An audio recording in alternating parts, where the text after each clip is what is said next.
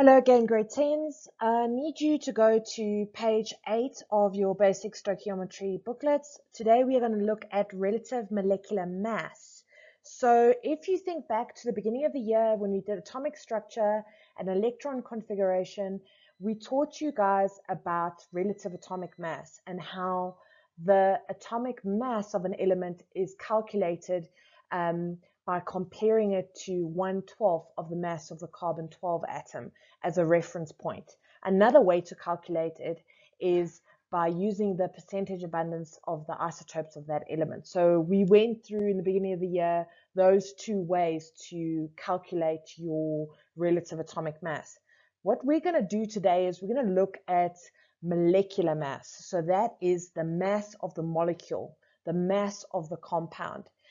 And that means that we are going to have to add up all the relative atomic masses of the atoms in the molecule to determine our molecular mass, which is grams per mole. And I don't want you to worry about mole right now. Mole does not refer to the molecule. It refers to the amount of the substance. We're going to get to that in the next video.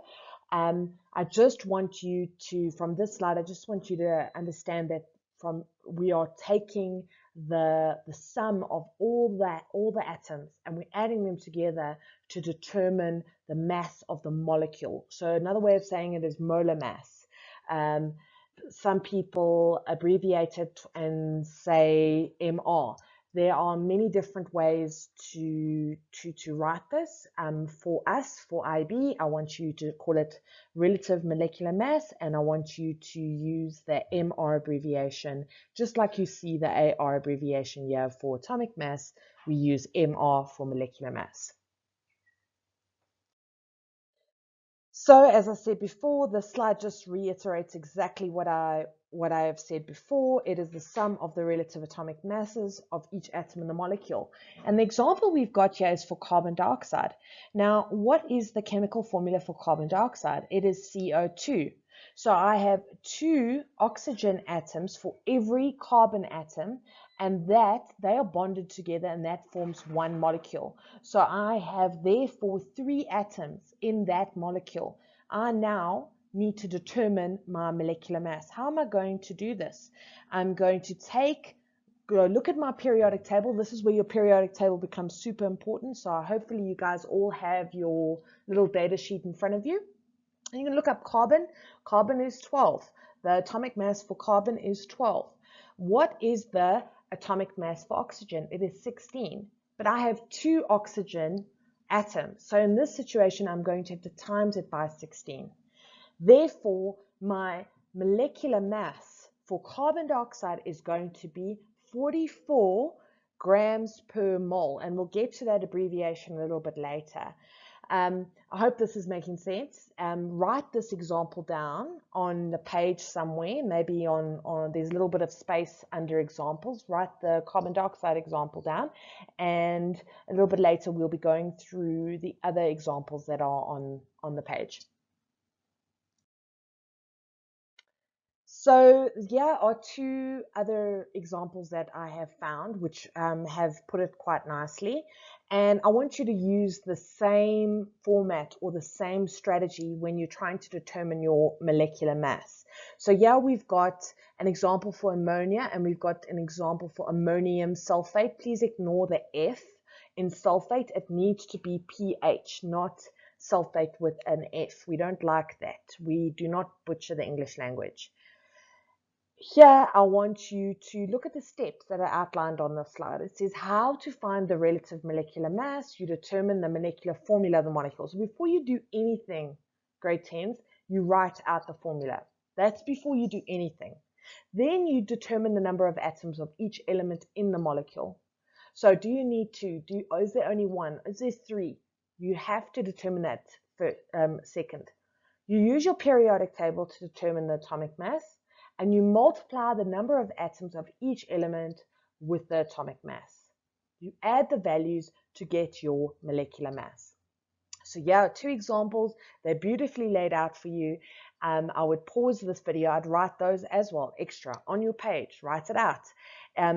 it really is going to, in the long run, really help you. The more you practice, the more you write every step out, and every step is very important. The quicker you're going to be able to get through the stoichiometry calculations later on. Please be mindful as how we are not breaking apart a polyatomic ion. We are not breaking apart a, a, a charged chemical species such as a sulfate or such as an ammonium. We're not doing that. We actually break it apart according to the elements. So nitrogen, hydrogen, sulfur, oxygen, they are all broken down. And we're looking at atomic mass and how many molecules of each of those that are required to contribute towards the entire molecule, the mass of the entire molecule. On that page, on page 8, you will see there's two definitions. I need you to underline those two definitions because they are very important. Once again, they are bread and butter marks for your exam. If you know your definitions, that's 20% of your paper. The definition for atomic mass is the mass of an atom on the scale on which the mass of the carbon-12 atom has a mass of 12. Relative molar or molecular mass is the mass in grams of 1 mole of that substance. What does that mean for you? Because we haven't done moles yet. It means of 1 molecule, or of one, of 1 molecule of the compound. That is what we're looking at, the mass in grams. How much does 1 molecule weigh, or what is the mass of 1 molecule? So you can take these definitions and break it apart. But like I said to you before, mole in the sense, or in the quantitative term that we're going to use, it doesn't mean molecule, but molecule and mole relate to each other. And you'll see that later on when we look at empirical formula.